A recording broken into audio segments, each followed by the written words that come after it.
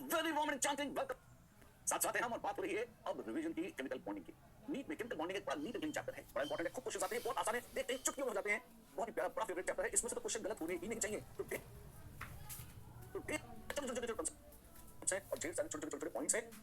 इन सबको आज रिवाइज करेंगे, कॉन्सेप्ट को देखेंगे और मास्टर करेंगे केमिकल बॉन्डिंग को अपने आज के इस रिवीजन सेशन फॉर नीट में। Right, there we are. पहला question, which of the following species show deviation from octet two. Octet two कहता है कि वैलेंस शेल में 8 इलेक्ट्रॉन्स होने चाहिए। इसी चक्कर में एटम्स गिव करते इलेक्ट्रॉन्स लेते हैं देते हैं, शेयर करते हैं। ठीक है, ऑक्टेट टू में डेविएशन कौन-कौन दिखाता है? वेल, AlCl3, जी हां, Al का एल्यूमीनियम बॉन्ड बनता है, वो 3 Cl के साथ बनता है। तो 6 ही वैलेंस इलेक्ट्रॉन होंगे। धोखा, ये 8 है ना। SF6 6 फ्लोरीन एटम्स हैं, 1 2 3 4 5 6। हर बॉन्ड में 2 इलेक्ट्रॉन होते हैं, तो सल्फर के पास वैलेंस इलेक्ट्रॉन की संख्या 12 है। और ये तो इसमें 6 तो कम है गई और 12 तो ज्यादा हो गई। जी हां, नाम भी है हाइपोवैलेंट, मतलब हद से कम, और ये हाइपरवैलेंट। हाइपर हद से ज्यादा, हाइपो मतलब हद से कम, वैलेंट जिसकी वैलेंसी हद से ज्यादा, हद से कम, ये नाम भी दे देते हैं कभी-कभी इनको। NO में अनपेयर्ड इलेक्ट्रॉन है ऐसे। इसमें भी नाइट्रोजन के बाद चेक करिए, 7 ही वैलेंस इलेक्ट्रॉन है, 8वां नहीं है। तो ऑक्टेट रूल किस-किस में पालन नहीं होता? तीनों में ही नहीं होता। The correct answer is all of these. Yes, the correct answer is all of these. There we are. Formal charge निकालना देखते हैं। In phosphate ion the formal charge of each oxygen and the PO bond order respectively are. बड़ा खूबसूरत question है, आप देखें तो हमें सबसे पहले फॉस्फेट आयन का स्ट्रक्चर बनाना होगा। वाओ, ये तो फॉस्फेट आयन का स्ट्रक्चर ऐसा होता है। जी हां, अब देखिए हर ऑक्सीजन पर 3 लोन पेयर ऐसे जिस पर माइनस चार्ज है। कुछ लोग ऐसे मानते हैं कि माइनस है तो lone pair minus formal charge अलग लिखना चाहिए, लोन पेयर साफ-साफ लिखना चाहिए। एक लोन पेयर फालतू बना दिया, हटा देते हैं। क्यों? ऑक्सीजन का ऑक्टेट एक्सपैंड नहीं हो सकता। न्यूट्रल ऑक्सीजन पर 2 लोन पेयर और माइनस चार्ज वाले पर 3 लोन पेयर, ऐसे ही है फॉस्फेट आयन।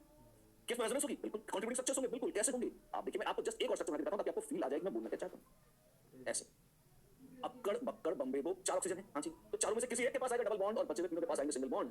कभी यहां डबल, यहां डबल, यहां डबल, यहां डबल। 4 स्ट्रक्चर बनेंगे जिसमें बारी-बारी से चारों ऑक्सीजन एटम के साथ डबल बॉन्ड बनेगा। किसी एक के साथ डबल होगा तो बचे हुए 3 के साथ सिंगल बॉन्ड होंगे। और बॉन्ड ऑर्डर क्या होगा? बॉन्ड ऑर्डर होगा 1 2 3 4 5। 5 बॉन्ड्स बनाए हैं और PO कनेक्शन कितने हैं? 4। 4 फास्फोरस ऑक्सीजन के बॉन्ड्स हैं और हर एक में टोटल मिला के 5 इलेक्ट्रॉन पेयर्स हैं। तो 1.25 बॉन्ड ऑर्डर है, मतलब सवा बॉन्ड। एक बॉन्ड से थोड़ा सा ज्यादा बॉन्ड ऑर्डर है, 1.25। अच्छा, सवाई बॉन्ड आप कैसे कह सकते हैं? बिल्कुल। फॉर्मल चार्ज की बात करी थी। बिल्कुल। क्या क्वेश्चन देखते हैं? Formal charge of each oxygen atom. अब आप देखें कि पहली बात तो रेजोनेंस हो रही है। हां जी, और ऑक्सीजन एटम पर अगर फॉर्मल चार्ज की बात करते हैं तो आप देखिए यहां पर क्या है? 1 2 3 और 4। अगर आप ध्यान से देखें तो ऊपर वाली ऑक्सीजन पे अगर पहला कॉन्ट्रीब्यूटिव स्ट्रक्चर देखें तो यहां पर 0 था, लेकिन यहां -1 होगा। टोटल कितने स्ट्रक्चर्स बनेंगे भाई? टोटल तो अगर आप ऐसे देखो तो 4 स्ट्रक्चर बनेंगे। डबल बॉन्ड कभी यहां, कभी यहां, कभी यहां, कभी यहां। और 4 में से 1 2 3 3 पर है -1, -1 है इसमें 3 पर, और टोटल ऑक्सीजन है 4, तो -0.75। -3 चार्ज 4 ऑक्सीजनों पर बंटा हुआ है। तो हर ऑक्सीजन पर चार्ज कितना होगा? -3/4 या -0.75, और बॉन्ड ऑर्डर 1.25। -0.75 और 1.25। Wow, the answer is C. Yes, the answer is Calcutta C. सुंदर चीजें आप देखिए, हमने एक झटके में फॉर्मल चार्ज, बॉन्ड ऑर्डर, काफी कुछ ऐसा है जो कब्जे में ले लिया है और रेजोनेंस स्ट्रक्चर्स की बात करी है। राइट, एक और देखते हैं। If x axis is the molecular axis then pi molecular orbitals are formed by overlap of। अगर न्यूक्लियाई x एक्सिस के अलोंग अप्रोच कर रही है, ये है x एक्सिस पर, एक एटम यहां है और दूसरा एटम यहां है। s ऑर्बिटल्स तो कभी पाई बना ही नहीं सकती, तो इसको तो बदल देखे आउट कर पीछे। हां जी, px और py ना, भले ही बॉन्ड सिग्मा, अच्छी बात बोलो, ध्यान से सुनना। अगर सिग्मा बॉन्ड बन रहा है तो px और px ओवरलैप करेंगे तो सिग्मा, py और py ओवरलैप करेंगे अलग-अलग एटम्स के तो pz और pz करेंगे तो सिग्मा बन जाएगा। कब शर्त है कि px और px अलोंग x एक्सिस है, py या py अलोंग y एक्सिस है, pz अलोंग z एक्सिस है, तब तो बनेगा सिग्मा। किसी भी और एक्सिस के अलोंग आ जाए तो बनेगा पाई। और px और py में तो बॉन्ड बनता ही नहीं भाई। कैसे? आप देखिए, मान लीजिए ये px है जी, अलोंग एक्सिस सारे, और py कैसा है? py की होता है, ये y एक्सिस। अभी मान लीजिए ये इधर आते आते यहां आ गया और ऐसे ओवरलैप करने लग गया, तो क्या होगा? कुछ नहीं होगा, प्लस प्लस माइनस। आप देखिए क्या होगा, ये ऐसा है। p ऑर्बिटल्स एक फेज है प्लस, उसमें आधा प्लस ओवरलैप है, आधा माइनस है। This is no bond at all. ये px है और ये py है, नॉनसेंस है, ये कोई बॉन्ड नहीं होता है। pz और pz, हां, pz और pz अलोंग x एक्सिस आ रही है, ये है z एक्सिस, और ऐसे ला रहे हैं इस तरह से। वाओ, तो साइडवेज ओवरलैप कर सकते हैं, बिल्कुल कर सकते हैं। ओ, तो कहीं वो पाई बॉन्ड ना बना ले, बिल्कुल बनाएंगे। ये और px px, ये तो सिग्मा बनाएंगे। ये px है, दूसरा px है, ऐसे आ गया, बन गया सिग्मा। बॉन्ड जरूर बनेगा, ए में बॉन्ड ही नहीं बनेगा, ये पाई बॉन्ड नहीं बनेगा, सॉरी, ए में भी सिग्मा बॉन्ड बन जाएगा और डी में भी सिग्मा बॉन्ड बन जाएगा, बी में बॉन्ड नहीं बनेगा और सी में बनेगा pi bond. There we are. Orbitals कौन सी ओवरलैप करके कौन सा बॉन्ड बनाती है, पूरा कांसेप्ट कवर किया है इसमें हमने अपने इस सेक्शन में। देख लीजिए अच्छे से, साइडवेज ओवरलैप करी और पाई बॉन्ड बना, बड़ा प्यारा काम है, ऐसे होता है, अच्छी बात है। Which of the following molecular orbitals has two nodal planes? MO के नोडल प्लेन्स पता नहीं है। हां जी, सिग्मा 2s, एक है s ऑर्बिटल और ये है s ऑर्बिटल, इन्होंने ओवरलैप करा। हां जी, और यहां पर बन गई एमओ ऐसे, तो ये है सिग्मा 2s। सफेद वाली, पीली वाली क्या है? एटॉमिक ऑर्बिटल थी बॉन्ड बनने के पहले, जब बॉन्ड बन गए तो एटॉमिक ऑर्बिटल एक तरह से गायब हो गए और बच्चे खाली गोल बटोल मस्त बॉन्डिंग ऑर्बिटल सिग्मा 2s। इसमें कोई नोडल प्लेन दिख रहा है आपको? दो तो बहुत दूर की कॉर्ड है, एक भी नहीं दिख रहा। आहा, क्या ए आंसर है? सॉरी, ए आंसर है। y स्टार 2py, ये क्या है? ये है x एक्सिस बच्चों और ये है y एक्सिस। 2py, तो py तो देखिए हम, ये है py और ये है py, और पाई बॉन्ड बना रहे तो मैंने साइडवेज ओवरलैप दिखा दी। अब पाई स्टार एंटी बॉन्डिंग बनाई है, p ऑर्बिटल प्लस माइनस होती है, एंटी बॉन्डिंग है तो उल्टा माइनस प्लस करते हैं, ऐसे। जी हां, ऐसे। ये आप जानते हो कि ये तो पहले से ही नोडल प्लेन है बीच में। हां जी, और जब ये और ये ऑपोजिट है, जब ये और ये ऑपोजिट है तो बालक को ये देखो कि ये भी नोडल प्लेन यहां बना दे। क्यों? ऑपोजिट एक दूसरे को काट डालेंगे तो नोडल प्लेन बन जाएगा। इस तरह से, जी हां, इस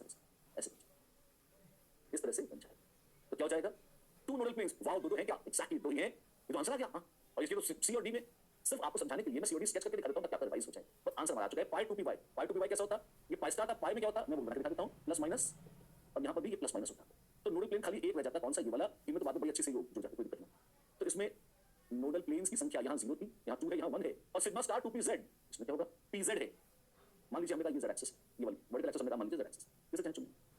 तो बच्चे एक है pz, हाँ जी, और दूसरा है pz। ऐसे क्या कर रहे हो? सिग्मा बोले अलोंग द एक्सिस है, और प्लस माइनस और माइनस प्लस ऐसा क्यों कर रहे हो? क्योंकि एंटी बॉन्डिंग ऑर्बिटल है, तो ऑपोजिट ओवरलैप करते हैं। अच्छा सही है। नोडल प्लेन्स की संख्या क्या होगी? जो p ऑर्बिटल्स हैं उनके खुद के पर्सनल नोडल प्लेन तो पहले से ही हैं, ये क्या थे? तो पहले से थे। और यहाँ पे जब आपने ओवरलैप कराई, जो नया तमाशा रचा, तो यहाँ पे आपने उल्टी चीजें ओवरलैप करा दी, हाँ जी, तो आपने नया नोडल प्लेन यहाँ बना दिया। ऑपोजिट साइन होते हैं तो नोडल प्लेन आ जाएगा, जैसे ऑर्बिटल है, दोनों p हैं, दोनों नीड हैं, ऐसे सिमेट्री है। और कंस्ट्रक्टिव इंटरफेरेंस जैसे यहाँ हो गया तो कोई एक्स्ट्रा नोडल प्लेन नहीं आएगा, तो इसमें तो 3 आ गए, हाँ जी। आंसर पाई तो बॉन्ड भी बिल्कुल, और इसी बहाने पूरे मॉलिक्यूलर ऑर्बिटल्स के स्केचेस कैसी दिखती हैं, मोस्ट नोडल प्लेन्स कैसे हैं, दिव्य भव्य दर्शन कर लिए हमने सारे प्यारे प्यारे, ठीक है। देखिए ऐसे ये तो बड़े अच्छे डायग्राम है, और ये हमने कंप्यूटर पर स्केच कर लिया। आपको एग्जाम में हाथ से बना के वैसा देखना होगा जैसे मैंने बना के दिखाया है, बड़ा आसान हो जाएगा, आपको रट्टा नहीं पड़ेगा, बड़े तुरंत जाएगा। Which type of overlapping is present in SO3? क्या है, ठीक है, लोग पूछ रहे हैं SO3 में ओवरलैप या ओवरलैप के बाद बॉन्ड बनता है, तो किस ऑर्बिटल के किन ऑर्बिटल्स के ओवरलैप से बॉन्ड बना है? और p pi ये सब बोला है।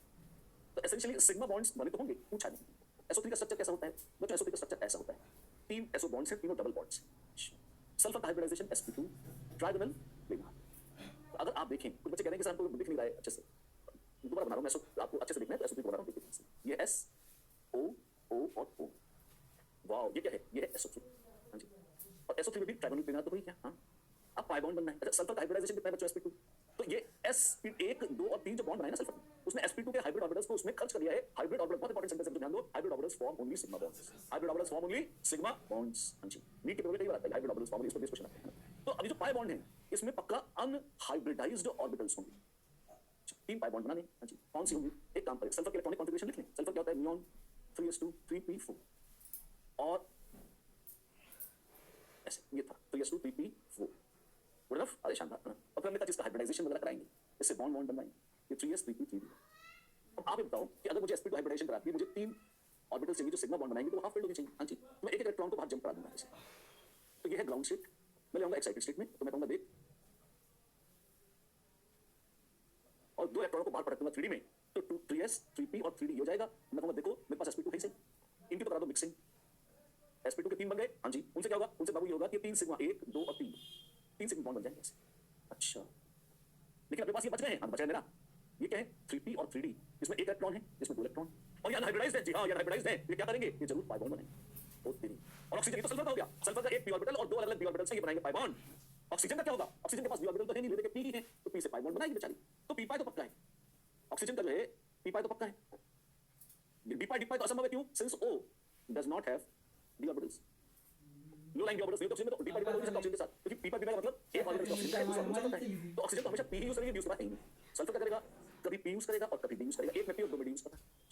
तो p पाई है, हाँ है, p पाई भी है, हाँ वो भी है, तो बोथ है, हाँ बोथ है। तो आंसर क्या है? आंसर है D, both A and B। और वे वाह, तो सही है, अरे ये सही है, बिल्कुल सही है। Done done done done done. The correct statement about pi bond is, pi bond के बारे में सत्य क्या है?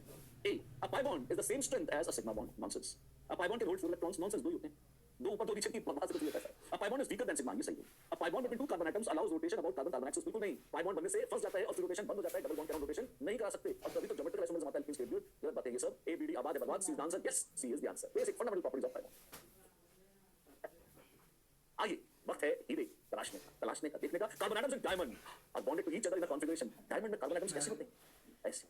वाओ, sp3 हाइब्रिडाइज्ड और टेट्राहेड्रल है, जी हां, एक्सटेंडेड 3 डायमेंशनल जॉइंट नेटवर्क है। हर कार्बन, गौर फरमाइए, टेट्राहेड्रल 4 दूसरे कार्बन एटम से जुड़ा हुआ है, हर कार्बन 4 दूसरे कार्बन एटम से जुड़ा हुआ है। एक के 4 इसके 4 इसके 4 इसके 4 ऐसे ऐसे चलता है और पूरे 3D स्ट्रक्चर बड़ा जॉइंट बढ़िया वाला। राइट राइट, तो क्या होगा इसका? टेट्राहेड्रल, क्योंकि कार्बन एटम्स sp3 हाइब्रिडाइज्ड हैं इसके कार्बन के किसमें? In diamond. ग्रेफाइट में कितने होते हैं? ग्रेफाइट में sp2 होते हैं, तो planar, trigonal planar. Which of the following are isostructural as well as isoelectronic pair? Isostructural का मतलब क्या होता है? जिनका स्ट्रक्चर सेम है। आइसोइलेक्ट्रॉनिक, जिसमें total number of electrons same. Valence shell की बात नहीं, टोटल अंदर वाट्सअप गिन लो, अगर नंबर इलेक्ट्रॉन सेम है तब कहेंगे भाई आइसोइलेक्ट्रॉनिक है। अच्छा सही है। स्ट्रक्चर किसका सेम है? साइनाइड आयन, दो ही एटम तो लीनियर हो सकते हैं, और SOF2 साइनाइड sp है और ये sp3। इसकी sp3 की ज्योमेट्री टेट्राहेड्रल का बेस्ड है, अमोनिया लाइक स्ट्रक्चर SOF2 का। साइनाइड तो लीनियर है, तो क्या वो आइसोस्ट्रक्चरल है? नॉनसेंस नहीं। आगे देखो, BrF2 प्लस ICl2 प्लस एक जैसी चीज है। BrFF ये हो गया BrF2 प्लस, इस तरह का। और भी स्ट्रक्चर्स बना सकते थे इसमें थोड़े बहुत, जैसे ये जो प्लस चार्ज है, चाहते तो थोड़ा सा इसको यहाँ से ये रेसोनेट करा लेता है, एक्सेट्रा, लेकिन कुछ भी आप करा लो इस तरह से ये बन जाता है। और ये बात पक्की है कि ये एटम कैसा है, ये sp3 है, sp3 है और ये बेंट है या एंगुलर। तो जैसे पानी का होता है जी हाँ, Cl O2 माइनस, ये भी sp3 है, ये भी बेंट या एंगुलर। तो ये एक जैसा स्ट्रक्चर तो हो गया, हाँ खुद हो गया, और ये भी एक जैसा स्ट्रक्चर हो गया बिल्कुल। तो ये दोनों आइसो स्ट्रक्चरल तो हैं, आइसो इलेक्ट्रॉनिक भी है, ये total number of electron same है इनमें। अभी गिनती देखना पड़ेगा, आप देखिए ऑक्सीजन और फ्लोरीन तो पास पास ये खानदान में बहुत फर्क नहीं है, और Cl और Br में तो एक शेल का अंतर है, एक एक्स्ट्रा शेल आगे तो इलेक्ट्रॉन्स एक्स्ट्रा आ जाएंगे। ये आइसो इलेक्ट्रॉनिक तो देखना, नॉट आइसो इलेक्ट्रॉनिक, ये total number of electrons balance नहीं मिलते, ये जरूर आइसो इलेक्ट्रॉनिक भी है। आप देखिए Br यहाँ है, Br यहाँ है, O2 माइनस और F2 प्लस में आप दोनों total number of electron same ही आएंगे, yes they are very much isoelectronic. Iodine और क्लोरीन के बराबर भी हो सकते हैं, ये आउट है मार्केट से। The correct answer is Calcutta C। Can you see that answer C? We can see that very well, perfect.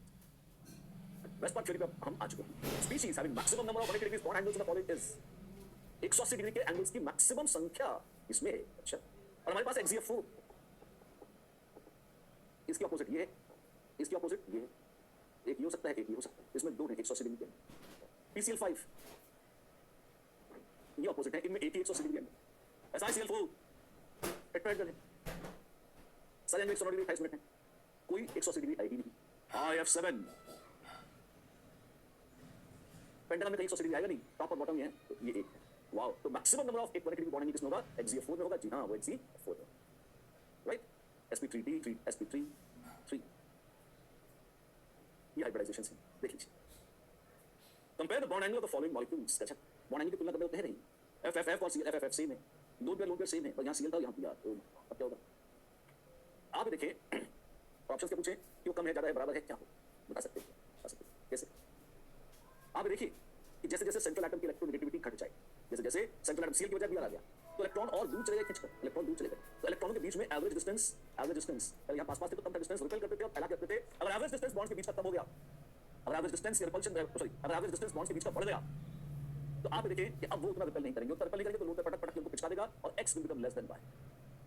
Central atom की इलेक्ट्रोनेगेटिविटी घट जाती है जी हाँ, और उससे ज्यादा इलेक्ट्रोनेगेटिव स्पीशीज से जुड़ा हुआ है और लोन कर दिया है, हाँ भाई हाँ, तो बॉन्ड एंगल इलेक्ट्रोनेगेटिविटी घट रही है तो बॉन्ड एंगल घट जाएगा, डाउन द ग्रुप इस तरह से आप चलते हैं तो बॉन्ड एंगल कम हो जाते हैं, यही दिख रहा है x is less than y। Bombay please answer Indeed, please the answer, bond angles की बड़ी सेंसिटिव बात है, ये हमने देखी। Which of the following statements is not correct? A. Hybridization is the mixing of atomic orbitals before their combination into molecular orbitals. 2.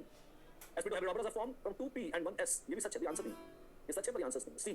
sp3d hybrid orbitals are directed towards corners of regular electron, ये भी सच है, answer नहीं है, तो D होगा। sp3 hybrid orbitals are all at 90 degrees from one another, झूठ है ये, sp3d ऐसा होता है। दो लोकेशंस हैं, एक्सियल और इक्वेटोरियल। इक्वेटोरियल एक दूसरे से 120 डिग्री पर है, एक्सियल वर्टिकल अपोजिट है, सारे के सारे 90 है, बिल्कुल नहीं है, इसके answer. When the hybridization state of carbon atom changes from sp3 to sp2 to sp, the angle between hybridized orbitals 109 degree 28 minute से 120 डिग्री से 180 डिग्री पर आएगा, हाइब्रिड ऑर्बिटल्स बीच में एंगल बढ़ जाएगा, इट इंक्रीजेस ग्रेजुअली, लगातार बढ़ जाता है, और तो हो ही नहीं सकता, क्योंकि अगर डिक्रीज करेगा तो इंक्रीज नहीं करेगा, इंक्रीज करेगा तो डिक्रीज नहीं करेगा, तो all of this obviously stupid option है, Bombay the answer, yes indeed it is the answer. Hybridization of xenon and XeO2F2 and its shape are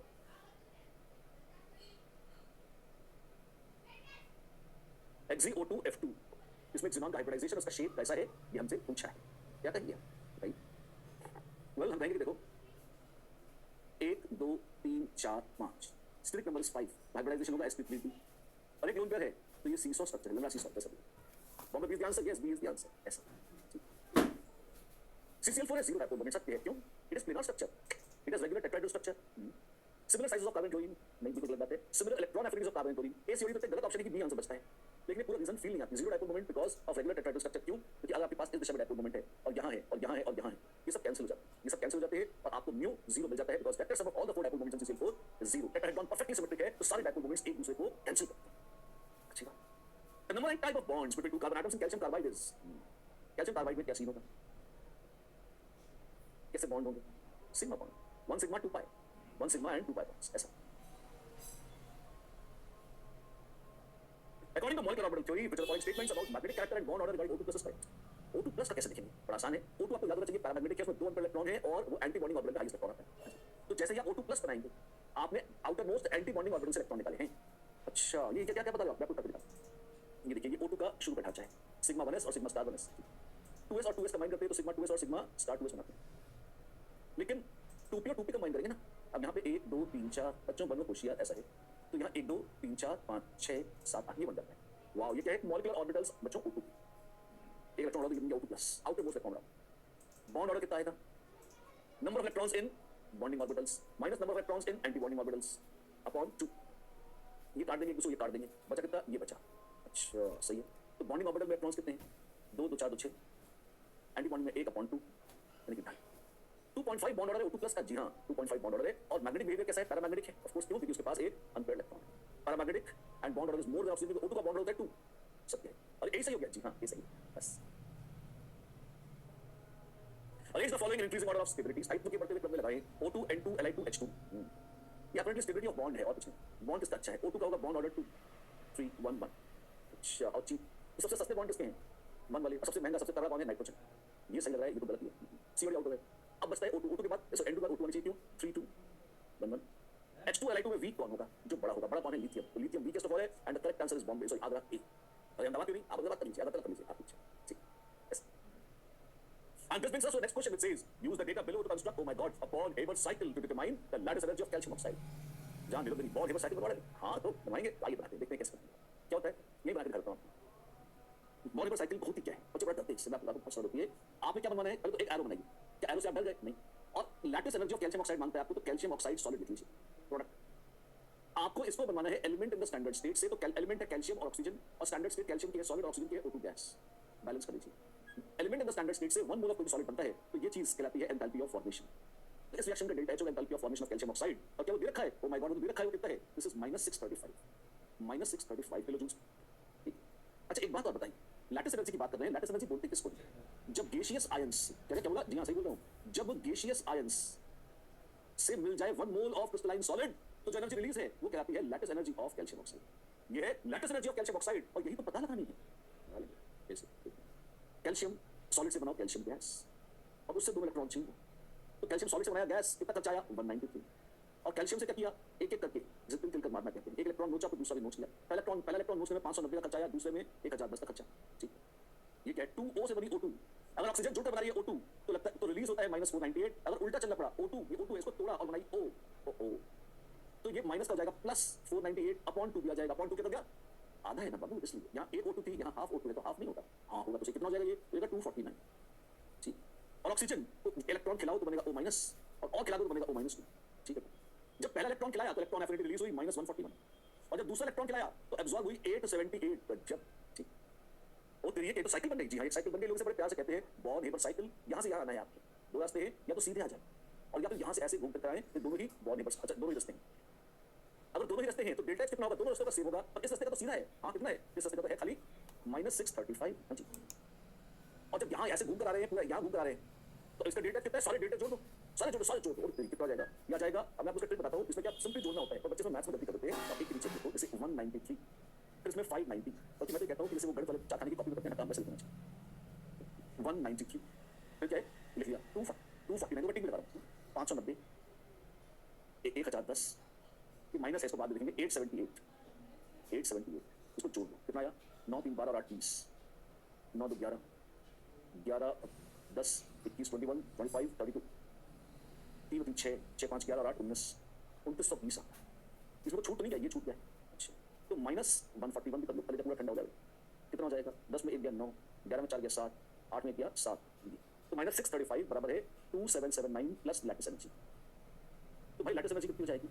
-635 -2779, 9 5 14, 1 7 13 और -3414 किलो जूल्स।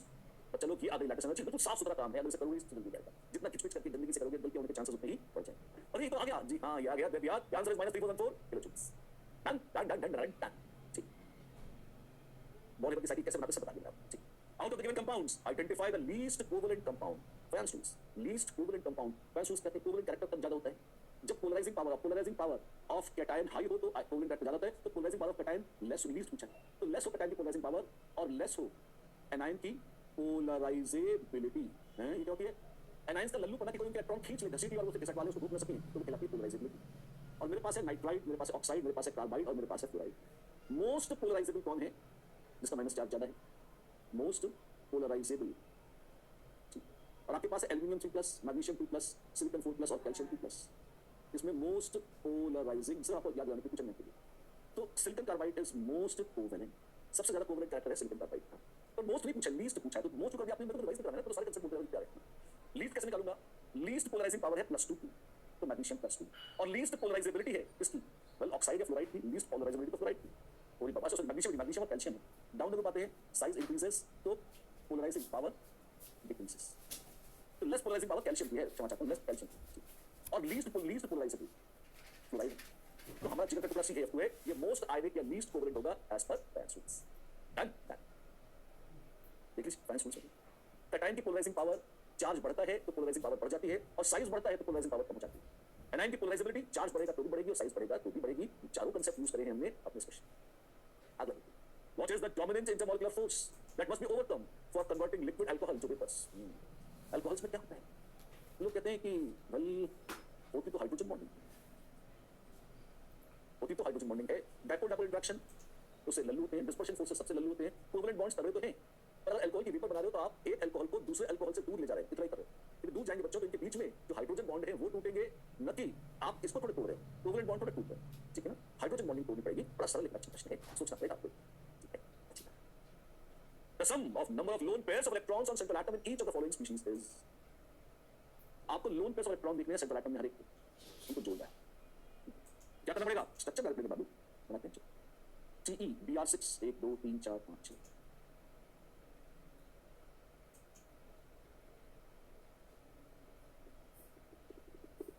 क्या करोगे? मैंने बनाया है TE BR6 2 माइनस 1 2 3 4 5 6 और फॉर्मल चार्ज पड़ा जाएगा -2 इस तरह से। एक लोन पेयर है जी हाँ। BRF2 माइनस BRF2 प्लस, अच्छा plus minus S lone pair 2 SNF3, अच्छा SNF3 और है XZF3 माइनस। अब SNF3 में सेंट्रल एटम क्या है देखिए, और साथ साथ साइड वाले एटम्स कौन से हैं इनको भी देखिए। और XZF3 तो कहता ही सही, या जगह थोड़ी सी कम है, एक ही बनेगा। XZF 1 2 3 1 2 3 4 5 6 7 8, ये XZF3 माइनस लोन पेयर की संख्या 3 है। ओ माय गॉड 1 2 3 जी हाँ। अब SNF3 तो क्या होना है, खैर वो हो जाएगा SN pan pan pan, nitrogen तो सीमित बॉन्ड बनाएगी और यहाँ तो ढेर सारे बॉन्ड चाहिए, तो बीच में सल्फर को पटकिए ऐसे ऐसे। ओ माय गॉड लोन पेयर कितने हैं? 0 कुछ नहीं, 0 1 2 3। ओ माय गॉड तो जोड़ना दे से जोड़ दिया हमने, क्या आएगा? Answer is 6। Yes 6 is the answer. Option नहीं तो चलो ऐसे ही। Find the percentage ionic character in AB bond given electronegativity values of A and B are 1.4 and 3.4। A और B की इलेक्ट्रोनेगेटिविटी दी है और लोगों ने कहा बता परसेंटेज आयनिक कैरेक्टर कैसा होता है। एक बहुत सस्ती इक्वेशन है, सस्ती मतलब है तो सामान्य इक्वेशन, एक्चुअली बहुत काम की तो नहीं बनती एनिस्पेट इक्वेशन। हाँ हमारे कोचिंग सर्कल्स में बड़ी पॉपुलर दिखती रहती है। निकाल देते हैं, देखिए एक घटिया सा फॉर्मूला है परसेंटेज आयनिक कैरेक्टर का, लोगों को बड़ा पसंद है, वो बात पूछते रहते हैं। एग्जाम के पॉइंट ऑफ व्यू से भी मेरे को तो लगता है इंपॉर्टेंट है निश्चित रूप से, बट फिर भी अगर नहीं कराऊंगा तो अपनी हरीश पूरी ट्यूशन कराई, सिर्फ आपका करियर ठंडा करने के लिए करा रहा हूँ। सिर्फ बोल देता है पूरी है तो आपको लगता है पता नहीं है, ऐसा ना हो 3 तो नहीं आती नहीं कराई। छोटे बच्चे छोटी ऐसी मजेदार आउट हो जाती है, इसलिए मैं देख लो एक बार, सुन लो और स्पष्ट शब्दों में सुन लो, कूड़ा है। अब डिफरेंस इलेक्ट्रोनेगेटिविटी कितना है? डिफरेंस इज 2, तो this is 16 into 2 plus 3.5 into 2 square। अच्छा 32 plus 3.5 into 4 14 which is 46%। ओ तेरी 46% जी हाँ, तो ये 46% आयनिक होता है, ऐसा है। तो मैं आपको बताऊं पूरा क्यों है। एंड इसमें जैसी 50-60 इक्वेशंस केमिकल लिटरेचर में है और सब अलग अलग वैल्यू निकालती है परसेंटेज आयनिक कैरेक्टर की, तो ये विवादास्पद कांसेप्ट है, इस पर कोई विश्वास नहीं करता। कुछ अंडरस्टैंडिंग डीप नहीं बैठा हुआ एग्जाम में आता नहीं होता है। देखिए how many of the following are Drago compounds? Oh my god, ये ड्रैगो कंपाउंड कैसे होते हैं जिनको ड्रैगन दर्शाया नहीं? हाइब्रिडाइजेशन और ज्योमेट्री का प्रेडिक्शन, बॉन्ड एंगल्स का सही प्रेडिक्शन बहुत बड़ी ताकत थी बस पहले लीनियस पॉलिंग की बैलेंस बॉन्ड थ्योरी और बेस्ट हाइब्रिडाइजेशन में कॉन्सेप्ट पॉलिंग निकाला, बड़ा पावरफुल कॉन्सेप्ट था और बहुत सारी अच्छी वैल्यूज। लेकिन दुर्भाग्य से कुछ मॉलिक्यूल ऐसे थे जिनमें पॉलिंग का रूल नहीं चलता, जैसे H2S और फॉस्फेट। तो ये ड्रैगो कंपाउंड्स कहलाते हैं। ड्रैगो जी वैज्ञानिक पॉलिंग के शिष्य थे, उन्होंने खोज खास के निकाला कि किनके में पॉलिंग का रूल नहीं चलता, उनको जोड़ जाकर रूल बना दिया। ये फास्फोरस ऑनवर्ड चलता है, फास्फोरस उसके बियॉन्ड जो एटम्स हैं, अगर वो ऐसे एटम्स से जुड़े हैं जिनकी इलेक्ट्रोनेगेटिविटी 2.5 से कम है, लगभग सबकी कम है, तो इनमें सेंट्रल एटम का हाइब्रिडाइजेशन नहीं होता। The central atoms remain unhybridised. अच्छा जी हाँ, central atoms remain unhybridised if या for z more than equal to 15। अगर आपने 15 से ज्यादा फास्फोरस के बाद एटम हो and central atom is attached to atoms with electronegativity less than 2.5। Fonkel BR-IS ये टॉप 7 इसमें सल्फर होता है नहीं, यहाँ है हाँ, पर बाहर तो H से जुड़ा है, पर हाइड्रोजन 2.2 के आसपास होती है, 2.1 2.2 बड़ी कॉन्स्टेंट है। तो बैठेगी जी हाँ, तो सल्फर और फास्फोरस अनहाइब्रिडाइज्ड है। हाँ नहीं ऐसा ड्रैगन रूल फॉलो करते हैं ड्रैगो कंपाउंड्स। अगला प्रश्न है, which one of the following shows strongest hydrogen bond? बेहतरीन हाइड्रोजन बॉन्ड्स कौन बनाता है? अब वैसे तो देखिए स्ट्रॉन्गेस्ट हाइड्रोजन बॉन्डिंग एक तो हो सकती है बॉइलिंग पॉइंट के रिस्पेक्ट में, एक हो सकती है इंडिविजुअल बॉन्ड, है ना। तो हाइड्रोजन बॉन्ड्स, इसको मैं ऐसे करता हूँ, हाइड्रोजन बॉन्ड। एक सिंगल हाइड्रोजन बॉन्ड अगर आप देखेंगे जो बंदा है, तो उसमें सबसे बढ़िया हाइड्रोजन बॉन्ड किसका बनेगा? और जवाब मिलता है भाई इलेक्ट्रोनेगेटिविटी डिफरेंस जिसका ज्यादा होगा उसका बनेगा हाइड्रोजन फ्लोरीन में सबसे ज्यादा फर्क है। HF is the answer. Yes indeed, HF is the answer. What is the hybridization of nitrogen and silicon in triacylamine? ये क्या है? ये होता है N SiH2 SiH3 SiH2। ये है ट्राइसिलाइल। अच्छा, इसमें होती है p pi d pi back bonding और नाइट्रोजन का लोन पेयर चला जाता है सिलिकॉन के एम्प्टी ऑर्बिटल्स में टहलने। अच्छा, तो वो लोन पेयर अब लोन न रहा ना, लोन न रहा क्यों? क्योंकि उसने पाई बॉन्ड्स बना लिए सिलिकॉन के एम्प्टी ऑर्बिटल के साथ। तो अब जो पाई बॉन्ड बना रहा है उसको हाइब्रिडाइजेशन में नहीं गिनते, तो लोन पेयर अब हाइब्रिडाइजेशन में नहीं गिना जा सकता। अगर हाइब्रिडाइजेशन में नहीं गिनते तो फिर नाइट्रोजन के पास 3 सिग्मा बॉन्ड्स बचते हैं तो वो sp2 हो जाती है, और सिलिकॉन के पास 4 सिग्मा बचते हैं तो वो sp3 तो पहले भी था भी है। sp2 and sp3, जी हां, C is the answer, sp2 and sp3। Beautiful concept of back bonding. तो बच्चों ऐसे ही सीखते रहना है हमको। बॉन्डिंग चुटकी में रिवाइज हो गई, क्यों? बड़ा प्यारा चैप्टर है, थ्योरेटिकल है, खूबसूरत है। मुझे उम्मीद है आपने काफी एंजॉय किया होगा, आपको काफी मजा आया होगा। और क्योंकि जो न्यूमेरिकल है तो जल्दी भी हो जाता है। आप देखिए चुटकी